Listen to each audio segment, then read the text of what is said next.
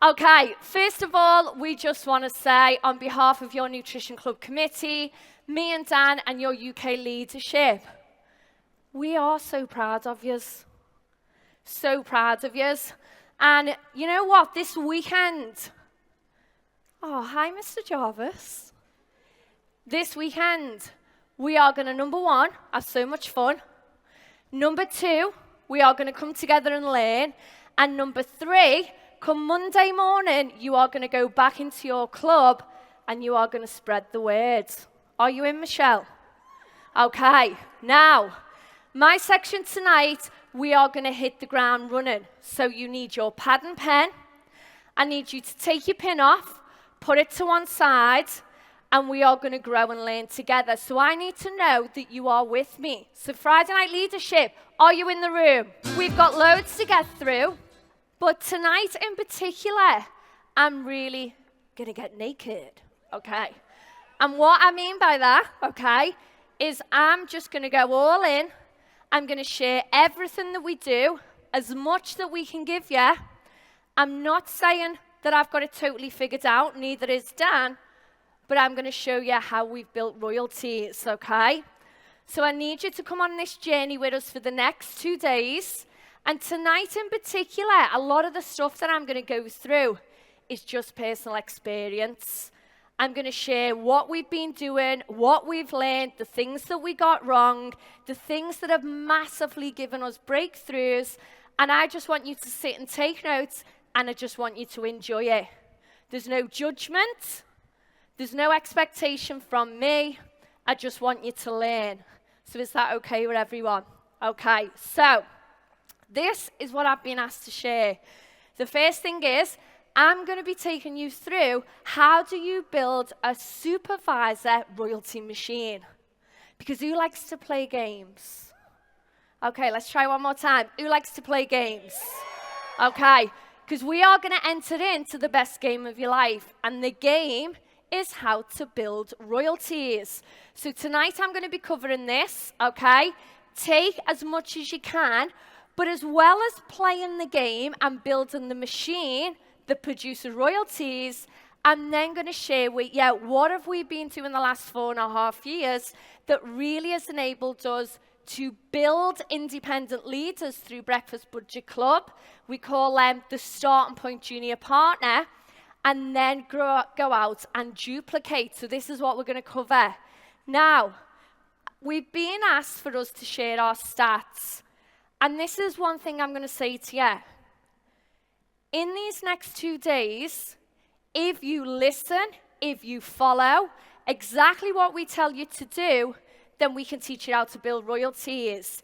If you decide to take bits of this, bits of that, what Radhika was saying, then we can't give you that. Does everyone understand that?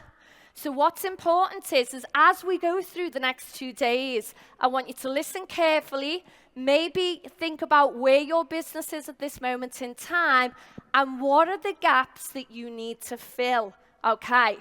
And I'm going to come back to this slide. Now, let's just start really quickly sharing my story. Now, tomorrow you are going to hear me and Dan. We're going to share our story in more detail. But in a nutshell, I got introduced to Herbalife first. Background is in personal training, health club management. I was 7 months pregnant with our first son, Joe. And I was in around £30,000 worth of debt because I'd had my home repossessed. I was in a job I didn't like. I was working around 70 hours a week. And that was literally just to pay my bills and debt. That was before food. That was before anything to do with social. That was before even putting some money to one side because we were about to be a brand new mum and dad. We were working paycheck to paycheck. And I don't know if anyone can relate to that, but when you're in a lot of debt, you become consumed by it. Everything you do, everything you think about, you have anxiety standing in the queue in the supermarket when you're about to buy your shopping. You know, the electricity needs paying. Everything becomes consuming. And that was definitely me and Dan. When I got involved in Herbalife, I was a skeptic. 7 times a guy called Jez asked me, would I be interested in joining his team? And he actually went down the business opportunity route. And if I'm honest, when he got to the 7th time, I felt like throttling him. Because I was like, don't you understand? I'm heavily pregnant. I'm in debt. I'm working 70 hours a week. How do I physically have the time to start a new business? I don't even have the emotion or the energy space.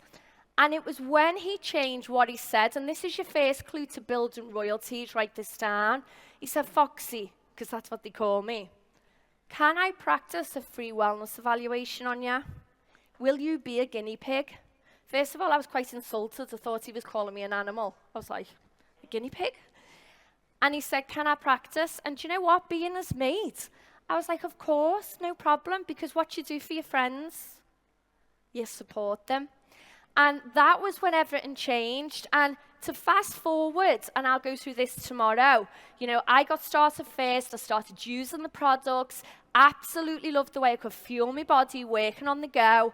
I then thought, you know what, I want some discounts. I listened into an opportunity meeting, signed up as a Herbalife member, and then I had a call with a guy called Nick Jarvis. And I remember on this call speaking to Nick, and Nick was asking me about, you know, why I got involved and how much time did I have and, you know, how serious was I to change my life? And I was like, I'm dead serious. And Nick was like, okay, fantastic. If you're serious, you need to go to the meeting. And I was like, yeah, no problem. Where's the meeting? I'm there. And he said, Barcelona. And I remember thinking, is he for real? I've just told him I'm in debt. I'm 7 months pregnant. How am I going to get to Barcelona? And I remember pausing, and Nick said, but Claire, you said you were serious. And I was like, okay, let's find a way. And you know what? I remember coming back and speaking to Dan, and Dan's always been my biggest cheerleader. So Dan, I'm so grateful for that. And I remember Dan saying to me, we'll make it happen. We'll just find a way. If you truly believe this is the right thing, then do it. And I went to my first event in Extravaganza in 2011. There was all these mad people wired on thermo tea. They were all like chest pumping and kissing each other, and they were hugging. And there was all these stories coming across the stage. And I remember thinking, wow, this is weird, but I love it. Don't know what it is. I don't know how to do it, but I'm in. And I was in because I felt the energy, and I was in because I heard the testimonials. And I remember coming back from that event and just thinking, do you know what? I don't really know what this is, but I can feel it. I'm teachable. I'm hardworking. You know, in my career, I was never frightened of getting up early and doing long days to be successful. And I thought, if I can just channel that into this Herbalife thing, yeah, maybe I can be successful. And that's what I did. For the first year, I did it from home. And then by year 2, and we'll go into this tomorrow, but me and Dan had set up a business that was Dan's plan B to get out of the corporate bank rat race as a corporate banker. And we'd set up this cleaning company, and our situation massively changed. We were at a crossroads, and that was the point when Dan got involved. And I remember at that point, we said, okay, let's really commit to this. Let's build this around our full-time job. Joseph was around 1 year old by now. And let's really go to work. And for us, it definitely was about building something that would release us from our full-time jobs. And the business exploded. And you know what? We really thought we'd made it. We really did. We had no pathway, though. When I look back, we went to millionaire within 2 years.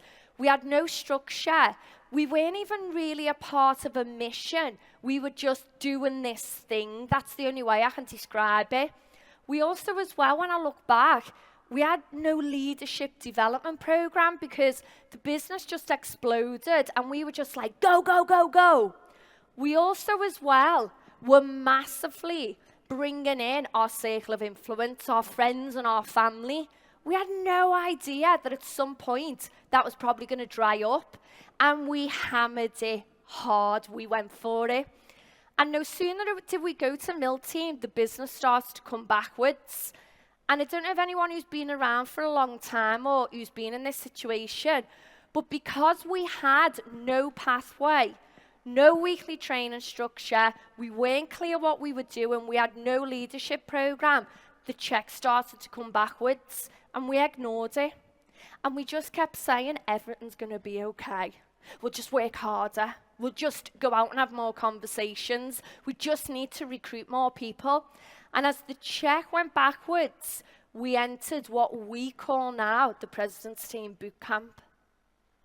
And that was 6 to 7 years of struggling, carrying shame, feeling defeated, coming to events. And I almost felt like every time I came to the event, I'd have to put this mask on and pretend everything was okay. And do you know what? I was really good at it. I could show up at the event, I had energy, and inside I used to feel like crying. And I remember Dan almost dragging me there saying, we will not quit. And I remember the leadership in the UK. I remember Fiona having calls with Dan. Dan was in our bedroom, broken. Fiona was coaching him. I know Justin and Laura, they were reaching out. Matt Elliott, if you're in the room, I remember sitting on our path and you having really strong words with me. You kept me in the business at that point because I was out, and I'm so grateful for that. And then everything changed. Yeah, give them a round of applause. Because you will never meet a family like Herbalife people. They have got your back no matter what. And I remember when it changed and we went to Seville, we both couldn't afford to go, and I went first. And I remember sitting in the room, and Radhika, we are so grateful. Because for the first time ever, I heard, maybe how we fitted in Herbalife. Radhika gave me belief that all them skills that we had in our profession, in our businesses, in our careers, we could bring them into Herbalife and we could build a business that had growth, sustainability, structure, was purpose-driven. I could see it.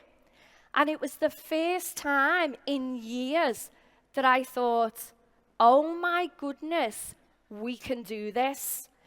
And I can remember going home and speaking to Dan, and I was like, Dan, we're going to open a nutrition club. Dan was like, we're definitely not. And I was like, no, Dan, you don't understand. This is going to change our life. And he was like, yeah, I do understand, and we're not doing it. And I was like, no, Dan, I'm going to Ireland. He's like, what are you going to Ireland for? And I said, we need to research clubs. Radhika said, he said, if I hear one more time what Radhika said, and I was like, no, but you don't understand. Radhika said, we've got to do our research. So we're going to spend 6 months researching clubs. And that's what we did.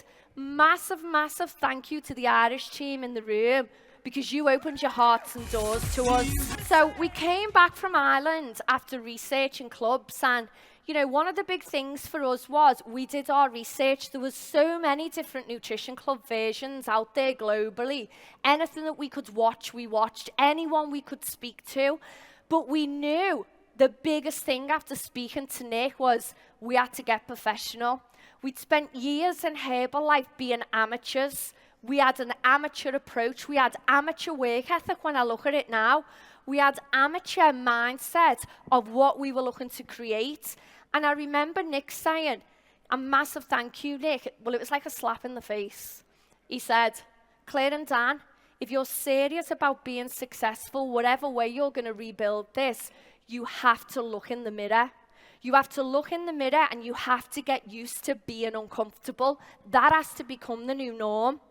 You also have to get used to challenging yourself and knowing that this is going to be hard work.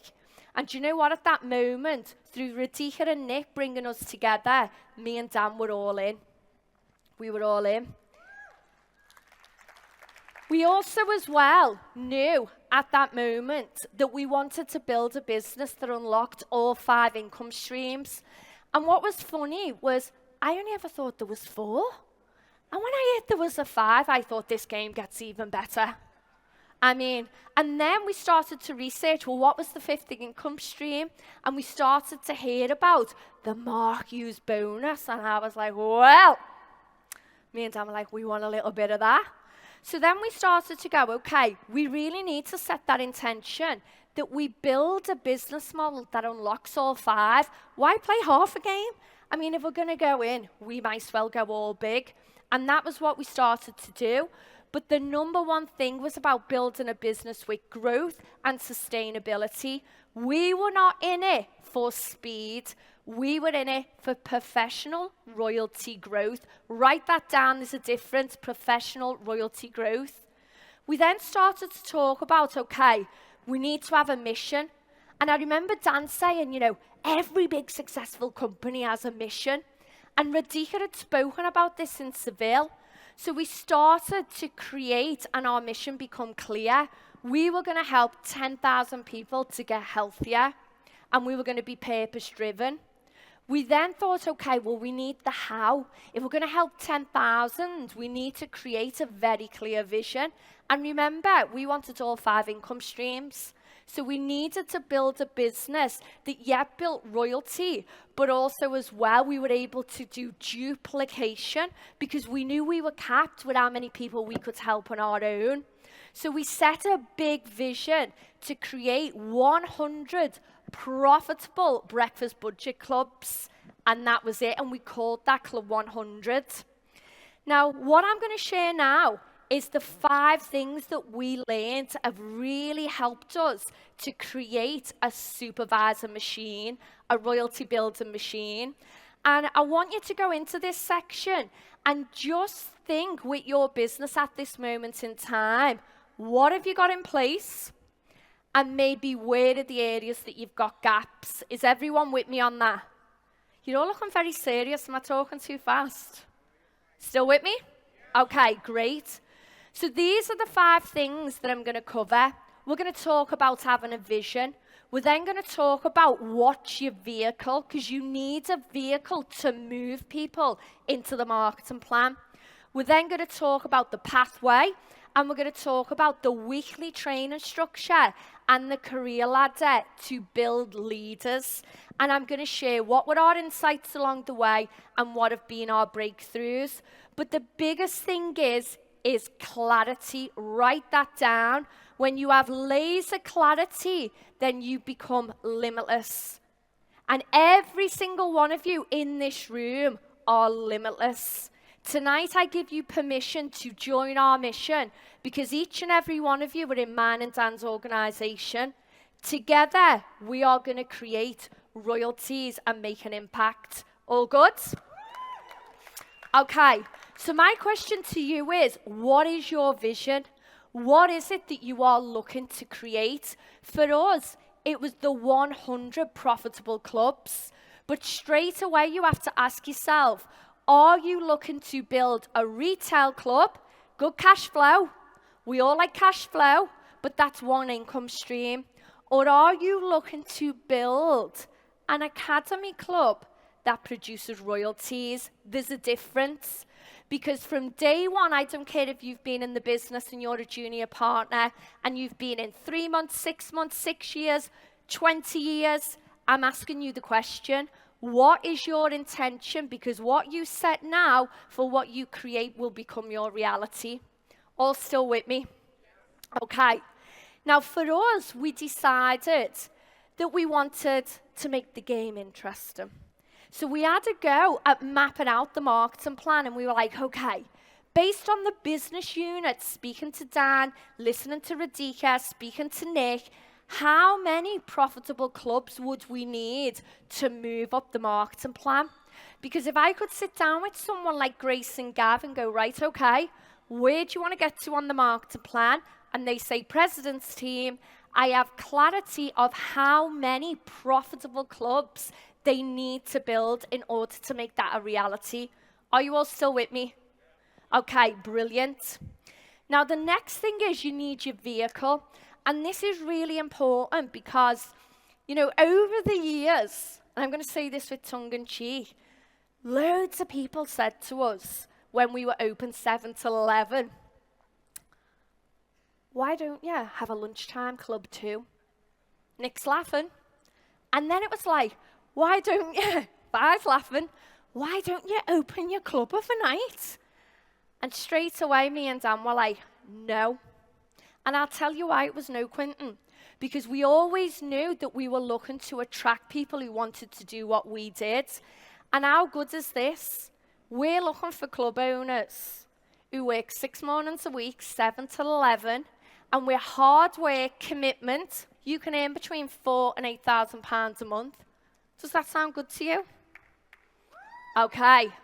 There's a difference. Whereas if I say to you, and you've got to go out every night, and it's 14-hour days, why is Rita going to want to leave? She's a professional. A full-time job. She's got a career, fairly good pay. The attraction's not there. Because remember, we want to go big. We want 100 profitable clubs. But we want to find 100 people to repeat that vision. Are you all still with me? Okay, brilliant. Woo! Yes. Now, let me just go back to this because Radhika touched on some of this, and this is important, and Jeb mentioned it. You're going to hear the detail around the Breakfast Budget Club vehicle, but there's one thing for me and Dan. It's a training ground to find club owners. And what the club enables you to do, front loading the day, is to impact the efficiency of everything. Impact the efficiency of working with customers, finding people to join the team, getting results, maxing out referrals, because we want to work smart. Yes, we work hard, but it's about efficiency of the system. Does everyone get that? And this is really important. So you have to make sure that your intention doesn't stay as a retail club with an academy. So I'm going to ask you, is your club retail or academy? Which one do you want? Shout it out. Which one do you want? I didn't hear you. Which one do you want? Are you willing to work for it? Are you willing to listen? Are you willing on Monday morning to go back into your club and perform like a supervisor? I'm getting really hot. I think like the thermo and the lift-off's kicking in. That was the thermo you gave me before, Adika. Now, the next thing is, out of these 5 things you need to build the machine, is we understood that we needed a pathway. How do we move people from customer to supervisor? And this was a game changer for us. I remember going to Extravaganza, and Dan's going to laugh about this now. And Quentin gets on stage, and do you remember you come out with a trumpet? I mean, Quentin, I just loved that, because I was like, oh my God, this guy. And he started showing these circles on a diagram. And what Quentin was showing was a flow. And we were like, we get the circles. We don't have any circles. And I was going to Dan, we don't have a flow. Like, we just don't have anything like that. And Dan was like, we need to become like Quentin. And I was like, yeah, you get your trumpet out, I'll draw the circles. And I say that in jest because we were inspired and we identified a blank. So we started to work on the pathway, and this weekend, you are going to be trained on every step of the pathway. But the biggest thing that was a game changer for us was we had to put people through the pathway ourselves. We were never going to go into our organization and test pilot on a load of people. We had to do it first. We had to get into production. And a couple of things, and the guys on stage have said it. The green blob is all about connecting and an activity. Yeah? The red arrow is a conversation. And what's important is if you want duplication and you want to build this machine to people to supervise there, people have to have clarity. They need a very simple checklist at each part of the green steps. What do I do? Okay? They then need to know, what do I say to move to the next bit? And the only way that you get better at that is by pushing people through the pathway and practicing it over and over. The next thing is we identified 2 key parts on the pathway, and write this down. Number 1 was we needed a specific point when we would invite people to look at the opportunity. And for us, it was on the 2-week review. We had a checklist and a specific script of how do you invite someone to listen into the ambassador meeting. Because it wasn't just about driven on personality and us remembering. We wanted to teach thousands of people to do this. Because the whole purpose of the pathway is to move people into the marketing plan. Because that's the game. And when we got clarity on that and we started to teach it, we were doing it. More people were doing it. More people were doing it. Recruitment was going up and supervisors started to rise. And then the next part was when people listened into the ambassador meeting, it was getting clear that there's a place for everyone and you have to find out where they fit. We spent years trying to make everyone be a president's team member. Whereas by building relationships and finding out and meeting them where they're at, do they want to be an ambassador just ordered at a discount, connect, relationship and retain? Or do they want to join the trainee coach program, connect, help put money in the pocket? Or do they want to go on to possibly be a business builder? That was the biggest game changer of not burning people out. And by the way, when we started to teach that, our club started to fill and we started to retain. When people felt safe and they trusted us, they started to refer and it started to grow. But that's your machine. And I want you to remember that when you go into this weekend. Now, the next thing was that in order to move people through, we had to have a training structure. But the training structure initially was down to me and Dan putting people on it. We had to show our team that we needed to breed supervisors ourselves. We needed a place also to start the process to develop leaders. So the training ground for these new leaders, getting people involved in sharing the testimonial, being on panels on the academy, training on the products was the first foundation of getting these people ready. And a lot of the people you're going to see on stage this weekend, they started on them calls as customers. They then went on to the ambassador and shared the testimonial. They then went on to academy and they were on a panel, terrified. And now this weekend, you're going to see them on stage training. That is nourishing people's potential. Are you all still with me? Yeah? Okay. Now, number 5, and this was the big game changer, and I'm going to share a little bit more on this, was the career ladder. For years, we've been involved, and we always struggled to develop leaders and to develop through. And when we were first introduced to the career ladder, I loved it because I could relate to it, if I'm honest, from a working environment. In the fitness industry, we would have in a club, a manager, then we'd have an assistant manager, then we'd have a senior personal trainer on the floor, then we'd have an instructor, and we would move people through by promoting them. So when we were introduced to the career ladder, I was like, oh my goodness, Dan, I can see how we can develop people to go on and open clubs. But there was one thing with the career ladder. The only way that we were going to perfect it was by focusing on our personal production.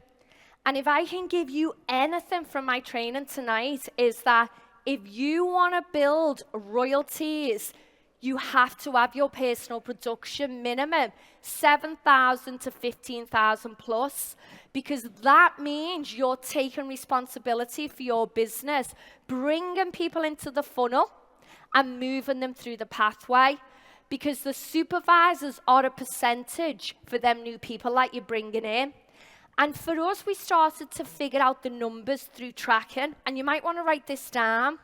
In order to create an active world team business, and we've tracked this, you're talking 3 new people a week, 3 new customers, bringing them through the pathway. Have we got that? Active world team, how many new customers a week? Didn't hear you. How many a week? Okay, great stuff. To create a global expansion team business, it's 5.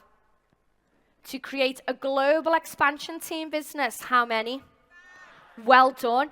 And this weekend, we're going to show you how to do that through making your business, write this down, 80% referrals. Because what we've learned in clubs, it's an environment to thrive, referrals. If you rely on circle of influence, then you will run out of people. Your business becomes limited. For us, working the referral process, we're going to teach you what to say, how to say it, we're going to role play it. And it's not just at one part of the pathway, it's at every single green bubble. Did we hear that? Every single green bubble. And then these are some, numbers that I want you to look at, and you can screenshot this if you want.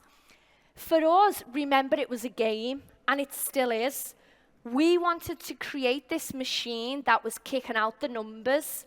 And what we started to realize through tracking the business over the first 3 years is by following this model to the letter, not changing anything, these were some of the numbers of the pin changes. So if you started to consistently pop this amount of new supervisors per month in a 12-month period, these were the pins that started to be created.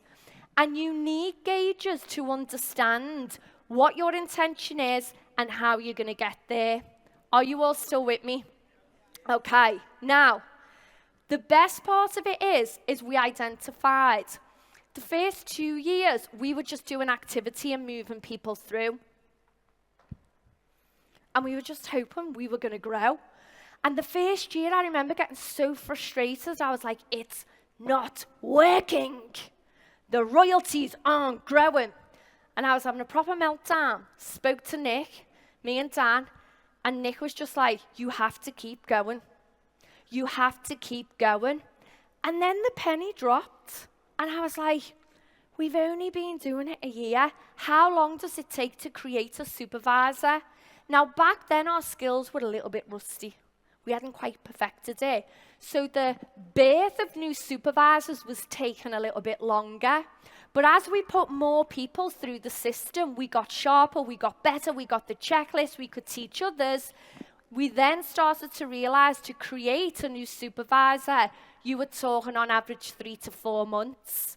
So then I started to be more professional, and so did Dan, in our attitude towards the machine and the respect to building a royalty with growth and sustainability.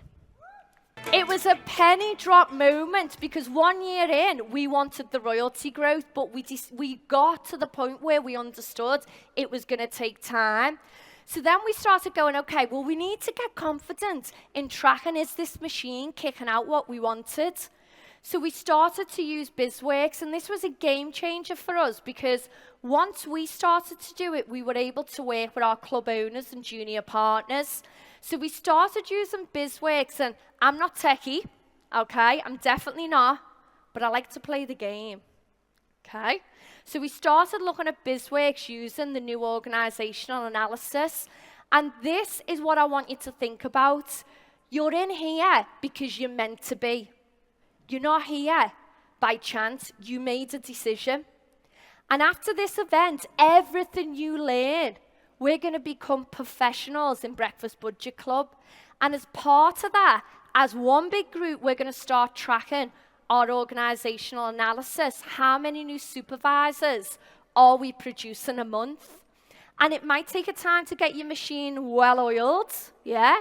But we're going to keep putting people through and working them through the pathway. And for us, we always look at 3 levels because we know that's royalty.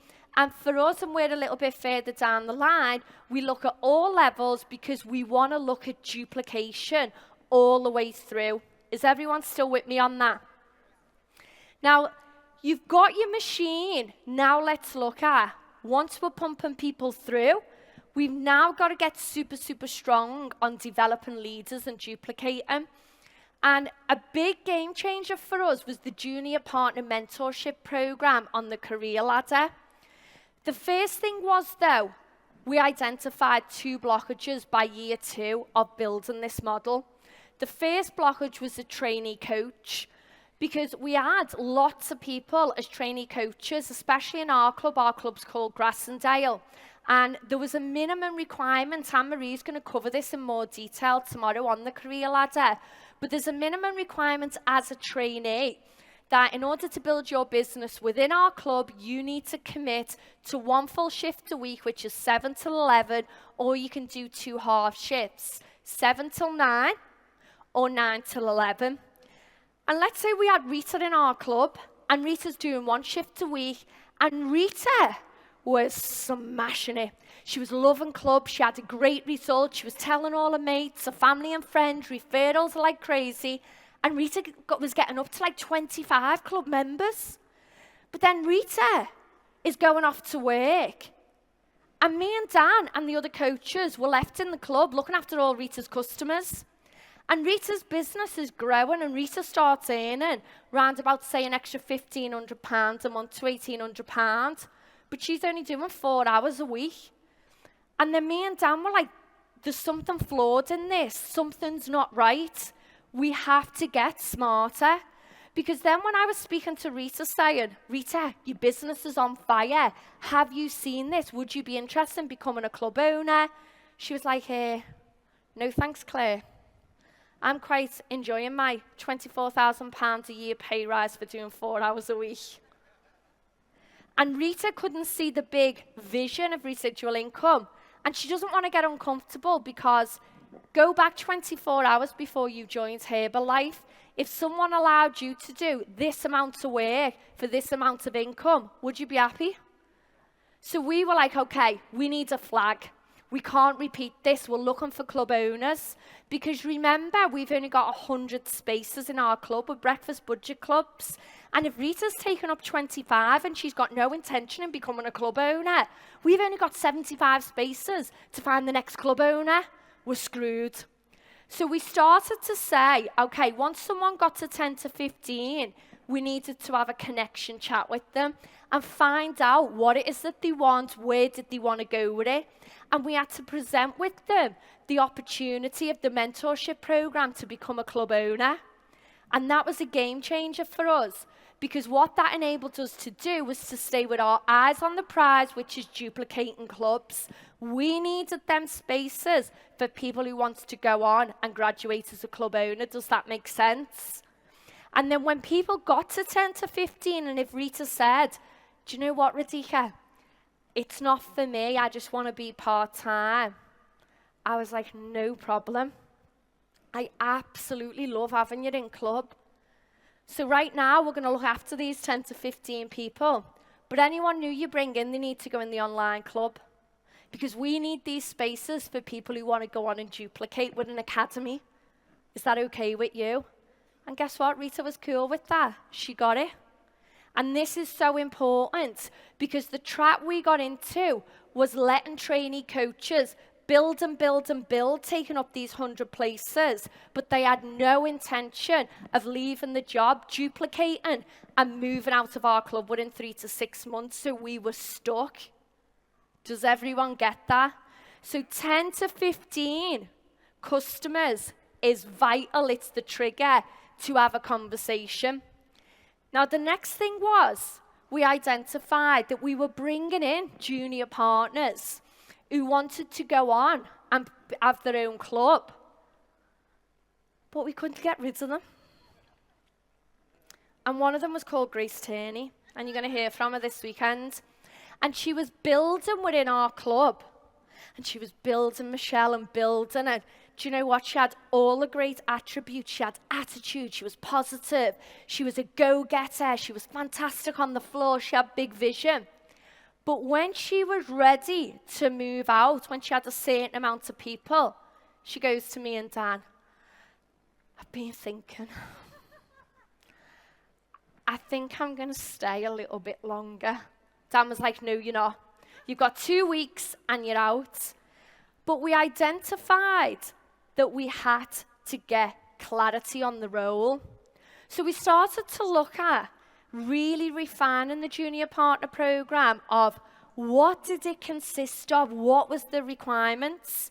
And when we started to document it, so we had it actually wrote down, then we were on the same page with these junior partners, that we knew when we were bringing them in, we could have clarity of, this is the requirement, this is what we're going to be doing.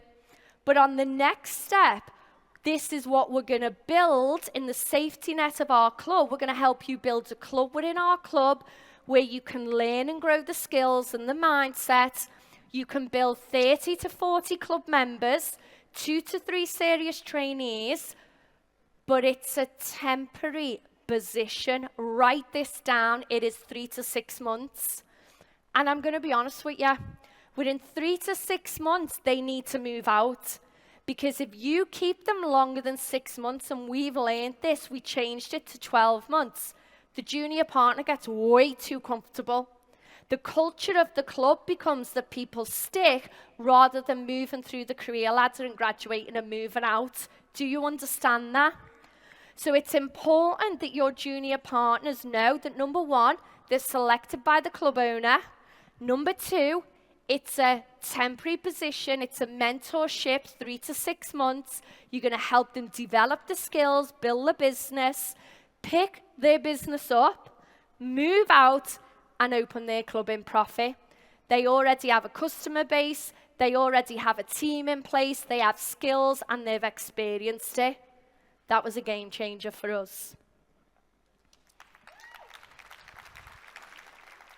And then the next breakthrough was, and I don't know if anyone can relate to this, but we started putting people on the ambassador call, moving them along. And we were building the business with hope. And there's a difference. And when I say that, it was we were putting people onto the ambassador call, relying on the ambassador call to showcase, but to find these people who were going to become our 100 club owners. And our ratios were okay. But Dan was like, we need to get better at this. We need to get better. So we started being more proactive and teaching our trainees, our junior partners and club owners, how to proactively speak to people, Rita, on the club floor, and speak to them about saying, listen, Rita, I'm not sure if you know, but we're actually going to be opening hundreds of these around the UK. And we're looking for club owners who have a passion to help people, who want to work Monday to Friday, 7 a.m. till 11, maybe earning with hard work and effort, £4,000 to maybe £8,000 a month. And I'd love you to be on my team. Would you be up for having a chat? Because it's a script to move people through the career ladder. This is so important. And guess what? Do you know if Rita goes, do you know what, Claire, now's not the right time for me? The biggest compliment you can give anyone in your club is saying, I would love you on my team. And they might not be one of the 100, but they might introduce you to someone who is. But when we started teaching people the proactivity of having that conversation, our club owners went from this to this. There's a difference. Okay, are you all still with me? We've got 6 minutes to go. Okay. Now, another big game changer was, and you're going to hear it this weekend, was on the career ladder. Once we got someone who wants to be a trainee coach, we actually became super strong at activating trainee coaches. And Lee Duffy is going to train on this on Sunday. And we got really strong at it because we had a checklist. We would actively role play it. We'd do tell, show, try, do. But we weren't doing that for junior partners. So we identified that we had a blockage. We had to get super professional at activating junior partners. So the next thing was we actually created an activation checklist for junior partners. And this is Sarah. Give Sarah a massive cheer because this is her first leadership training. And all these documents are going to be shared in the UK Junior Partner and Club Owners channel on Monday. For anyone outside our group, that's where the documents will go. But then we identified with the Junior Partner Mentorship Program 3 other things. The first thing was we identified that we weren't professional about communicating expectations. So we came up with a document called the Junior Partner Agreement. And again, I can't train on this, and you're going to get it on Monday. But this was just something that we could sit with someone who's a new junior partner and get them to read and sign it. So we were all crystal clear what was expected with their activities, their behaviors, the way they would conduct themselves. And this was signed and dated and put in a folder in club.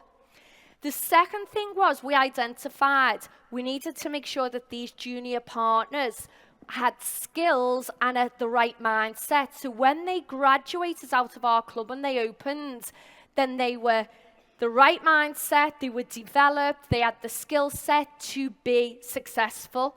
And this is important. We are not in the game of just opening clubs. We are in the game of opening profitable breakfast budget clubs that are run by leaders.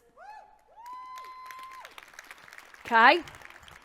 And we developed these 8 skills that we could work with this junior partner through Tell, Show, Try, Do over the 3 to 6 months, and we could work through ticking them off and giving them lots of recognition. But the biggest breakthrough, and I wonder if anyone can relate to this, was when a junior partner got promoted, they were highly active in inviting. So they were bringing in people. And as they were bringing in people, we were like, tick, this person wants to join the mission. This person is bringing in referrals. This person would be great as one of our club owners. But what we noticed was when they went to junior partner and they had 2 to 3 trainees and they were doing Tell, Show, Try, Do with wellness evaluations, 2-week reviews, guess what the junior partner stopped doing? Inviting. So the junior partner had all these people with the downline doing Tell, Show, Try, Do. Oh my God, I'm so busy. Claire, I've got 9 wellness evaluations this week. But when these trainees then popped as supervisor, guess what happened to the junior partner's personal volume? Ooh! Dan was like, we need to sort this. We need to help these guys from crashing with the personal volume. We have to teach them the habit and consistency of inviting. So we developed a 90-day activity plan for junior partners. And as part of the agreement to remain a junior partner is they have to bring in a minimum of 10 frontline new club members in 90 days. That's 1 a week, minimum. Now, if someone isn't frontlining and drops that ball, guess what the junior partner does? Goes back to trainee. Because we want to make sure that the culture and the habits is ingrained during that period of them 3 to 6 months, that they understand for them to grow with growth and sustainability, keep that machine going, pumping out supervisors, they have to stay in production. Does everyone get that? And when we introduced this document, oh my God, it changed our life. It changed our life because now we have professional junior partners who have that habit of consistently inviting as well as building team and juggling balls. Everyone with me? Okay. Now, last thing to finish on was we had to make sure that these junior partners were really strong in understanding they had to pre-launch their clubs. No one opens a club without doing a 6-week pre-launch. And in our group, I don't care who you are. I don't care what experience you've got, what your circumstances are. You follow the 6-week pre-launch. And here's the reason why. Yes, it's to make sure that you're doing a certain amount of inviting and you open with a certain amount of club members and team. But it's the first discipline of doing that daily 1 hour a day inviting. If you can't do it in a 6-week pre-launch, you're never going to build a royalty check. Because if you can't do it at the beginning, don't open a club. Because your club will end up empty when someone moves out. Does everyone get that? And this week, every speaker you're going to hear on stage talk about how they pre-launched the club, how many club members they opened with, and how many trainees. And this is a fundamental part of developing the leaders. And when they move out, this is what they pick up and move with. Our clubs are low startup cost, low running cost, highly profitable, world-class customer service, and we produce royalties. And this is the last bit I'm going to finish on. If you're a club owner in the room and you haven't gone through the emotional roller coaster, then you're not human, okay? And I'm going to say this because we've been there and we watch our team. In the first year, you've got to understand it's about mastering the basics, building a customer base, building your first team of 100 club members. You've also as well looking to find that first club owner. You've got to make sure that you stick to the blueprint. You don't go off piste. Your ego doesn't get in the way. You don't get lazy. You drop the ball. You drop the standards. But you will go up and down, and it's normal. It's normal. If you haven't rang your sponsor and said, and this is a Liverpool saying, so I hope you understand, my head's fell off. Yeah?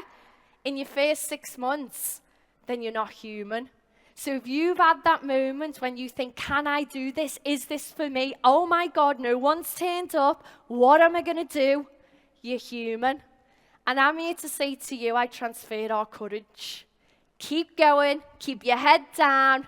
Focus on helping people because you will push through it. And when you do, you will create what we call a Club 100. This is the business plan for club owners. 100 active club members, 3 active supervisors, they're your junior partners, and in total it's around 12 to 13 supervisors. And when you start to do that and you start duplicating through graduating, then your royalties grow. And do you remember I showed you this at the beginning? And for us, this is what I want you to think about. The first one, your TV, is in relation to your personal production. 3 to 5 new club members a week, no excuses. No one's going to build it for you. It's our responsibility. And then the new supervisors is checking, is your machine producing supervisors? Or have you got a swollen sausage? Is your pathway constipated? Because if you're not popping out the supervisors, then you need to identify on the pathway what areas are you getting stuck on and role play and help your team. And when you produce the machine of supervisors, your royalties grow. And the duplication of royalty growth comes through the career ladder. So personal production, pathway is your supervisor machine, career ladder is your duplication and your leadership development plan. And these are my top tips to finish. Number 1, become a professional in Breakfast Budget Club. You can't be half in. If you want the results, you've got to commit 100%. You've got to be in mind, body, and soul. You've got to live it. You've got to breathe it. Number 2, set the intention from the start to create a royalty machine. Have you got a clear vision? Are you following the pathway? No shortcuts.